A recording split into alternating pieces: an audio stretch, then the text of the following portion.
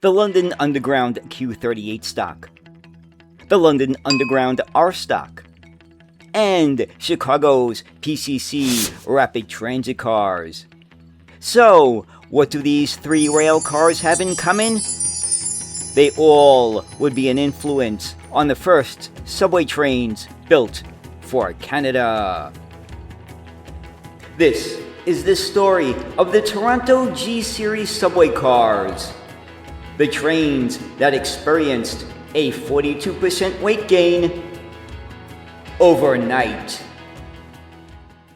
Hi, this is Jeffrey. So back in 1949, Toronto broke ground on its first new subway line. And of course, they would need a new fleet of trains. They looked to London and Chicago for inspiration, but what they finally received would be unique to their own city. It's a really fascinating story, so let's get started in learning about Toronto's G-Series subway cars. Toronto, Canada's largest city. Early subway concepts dated all the way back to 1910, but were rejected by voters. However, an overwhelming majority of voters approved a later plan in a January 1st, 1946 plebiscite. The Toronto Transit Commission, or TTC, the name of the city's public transportation network as of January 1st, 1954, already had a massive streetcar system and would have North America's largest fleet of PCC cars with a total of 745. Groundbreaking of the new subway took place on September 8, 1949, and would be built with the cut-and-cover method down Yonge Street. Final construction totals reached $67 million, double the original estimate, due to delays and post-war inflation. Okay guys, let's build a subway! The first 7.4-kilometer section opened to much fanfare on March 30th, 1954. The Yonge Subway, Canada's first, ran from Eglinton to Union Station and is part of today's Line 1 Yonge to University. Mr. Mayor, Toronto is going to love its new subway. But what about the rolling stock?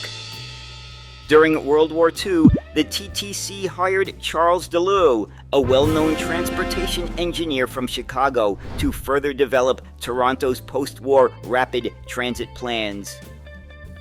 DeLeuw proposed that the subway cars should be close in width to railroad passenger trains to maximize passenger capacity.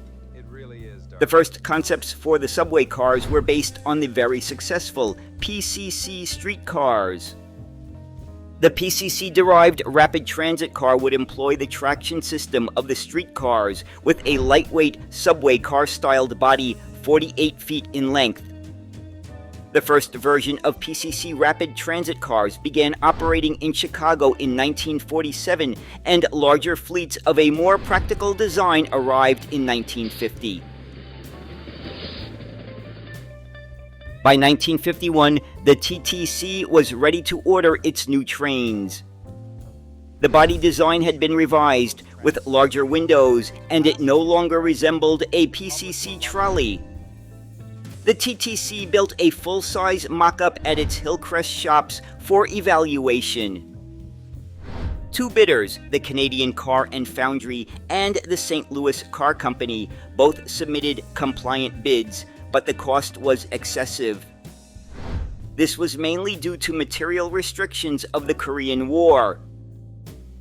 After negotiations to reduce the price were unsuccessful, the TTC looked overseas, especially to the UK, France, and Belgium. TTC executives visited the bidding car builders and were very impressed with the Gloucester-built cars operating on the London Underground. Out of the 8 non-North American bids, the one from the Gloucester Railway Carriage and Wagon Company impressed the TTC's general manager, W.E.P. Duncan.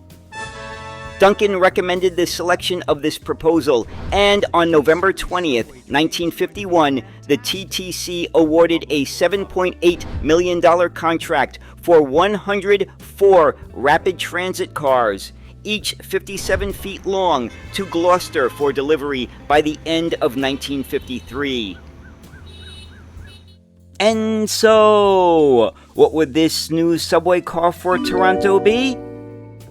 It was the G Series. The first two cars were delivered to the TTC on July 30th, 1953, and were displayed at the Canadian National Exhibition as part of a subway preview exhibit. Gloucester completed and shipped 100 of the cars by the end of January 1954. There would eventually be 4 series of the new train, known as G1 to G4. Welcome aboard Toronto's G1 subway cars.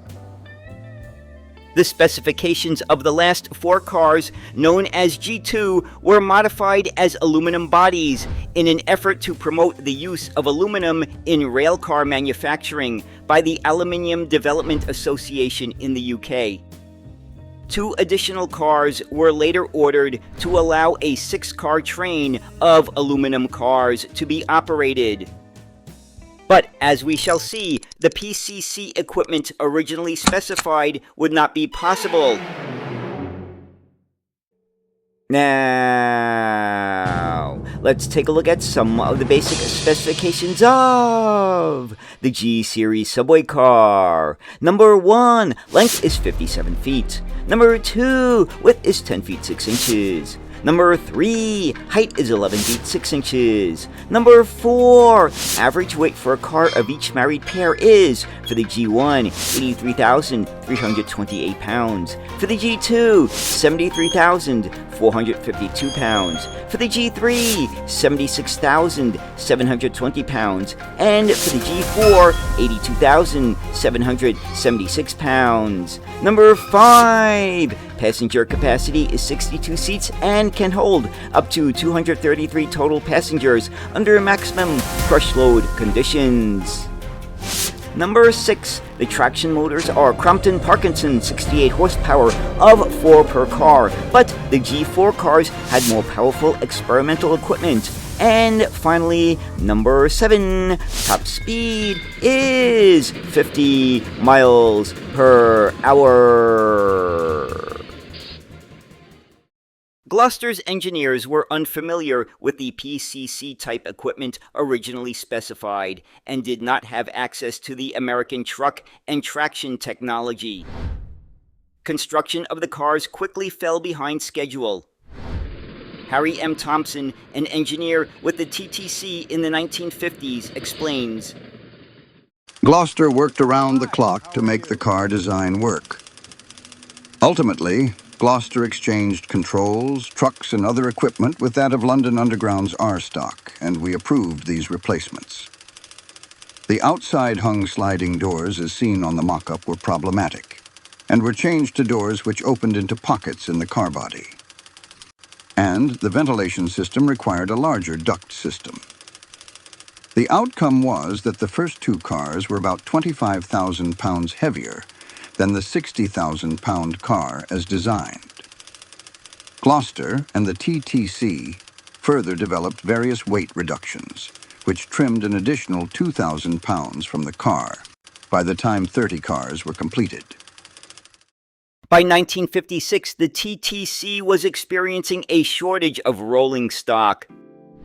As a result, the TTC looked to order 34 additional rail cars.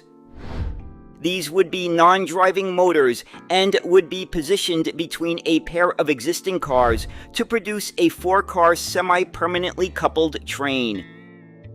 The Canadian Car and Foundry proposed a PCC-type design, but it was rejected.